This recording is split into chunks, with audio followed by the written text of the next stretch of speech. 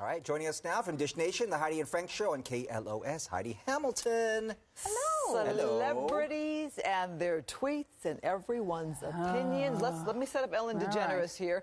All right, so Ellen put out a tweet of her riding the back of Olympic gold medalist Usain Bolt. That's it right there. The caption, "This is how I'm running errands from now on." Some people are reacting. They don't see the humor in it. This from at Iona, full-blown idiot. Others are saying, so riding on his back like a mule as a horse, as some form of property is fun for you? I mean, people calling her racist. Well, here's the thing. Now, we talked about it on the Heidi and Frank Show a little bit this morning, and I said what I said when I saw it. And I follow Ellen on Instagram. I saw the picture, and that didn't even cross my mind. Mm-hmm. I was like, oh, yeah, because Usain Bolt, he's so fast. Yes, L.A. track. Oh, it'd be nice that... My brain didn't even go there. And is it like ignorance in the sense that it should cross your mind before you post a tweet like that to say, hey, it's really inappropriate to be on the back of... I had that thought, Bobby, but it's like, did my brain not go there because I'm not African-American? Well, let me tell you this. Is every African-American going, no, she didn't? And you're like, right. What?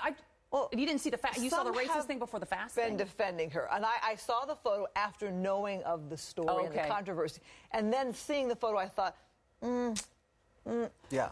But he retweeted it, by the way, so obviously he was okay with it. See, that's the biggest thing that always bothers me is somebody being offended for somebody. It's like if Usain Bolt's not offended, and he's been on Ellen's show, they're friends. I mean, it's not. I don't think. You have to see where things are coming from, and Ellen Degeneres, I don't think, has a racist bone in her body. So I would say that she's just saying it was the fast thing, and then everybody else is reading into it and maybe overly sensitive to it. Well, Ellen did respond, and she wrote, "I am highly aware of the racism that exists in our country. It is the furthest thing from who I am." See, the bottom line is it's a joke, right? Obviously. Yes. So would it be a joke for anyone, or does it have to be Ellen Degeneres? Let's say, and I'm just going to throw it out there, like Donald Trump did it as a joke, and he did that. Honestly, and everyone would say, he'd say it's a joke. I know. Right? I know. So but he's not a comedian. She's a comedian. Just because she's a comedian. That is a little bit different, and I know we're going to talk about Blake Shelton. Comedians have a license to be able to say it. It's a little bit different. Yeah, I would be more concerned. Or any comedian, like if it was, I don't know, I'm just pick any comedian. Yeah, no, I understand what you're saying, but I think I would be more concerned if it was a politician saying things like that than a comedian, an actor. It's like you have to also look at where it's coming from. There's no hate behind that. I mean, I guess there are people who are like, I'm done with Ellen DeGeneres. I would have never, I loved her show. And now after she posted this, I can't watch that show anymore.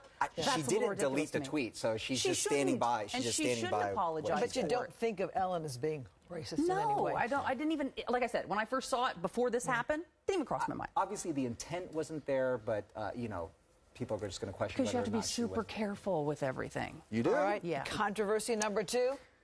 Blake Shelton in trouble for some very old tweets. Bobby, you want to read it? Yeah, okay, so here's some tweets from the past. Wish the blank head in the next room would either shut up or learn some English so I would at least know what he's planning to bomb.